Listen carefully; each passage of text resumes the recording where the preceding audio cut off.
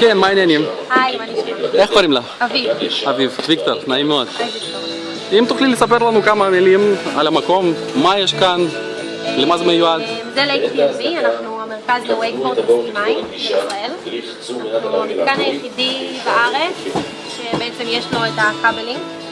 זה ספורט מאוד ייחודי כי הסקי הוא בעצם עם כבלים ולא עם סירה כמו שבדרך כלל רגילים לראות. זהו, לוקחים מגלש ויורדים למים. מאיזה גיל זה אפשר? מגיל 7. מגיל 7. עדיף לבוא עם ההורים. סליחה? צריך לדעת לשחות. אוקיי, זה מינימום. הבנתי. מה המחירים סדר גודל? בעיקרון שעה עולה 95 שקלים, זה המחירי חורף.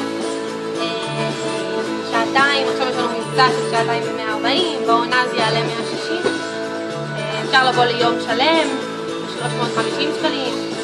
יש מין כזאת תחרות בין הקבוצות או... יש במאי הקרוב הולכת להיות תחרות אליפות אירופה, הולכת להיערך אצלנו. סדר גודל של בין 3,000 ל-5,000 איש הולכים לבוא לכל הפארק ולצפות בתחרות עם הופעות, זמרים... יפה מאוד. אז באיזה תאריכים זה? שני, שלישי במאי.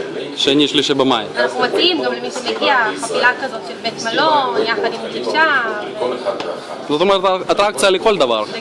יפה מאוד. אני מודה לך מאוד. ושיהיו... אנשים יבואו, יהיו בריאים, שמחים, מרוצים מכל מה שאתם נותנים. את היופי מסביב, כל הכבוד. יאללה, תבואו מרוצים. תודה רבה. תודה רבה, יום טוב. ביי ביי.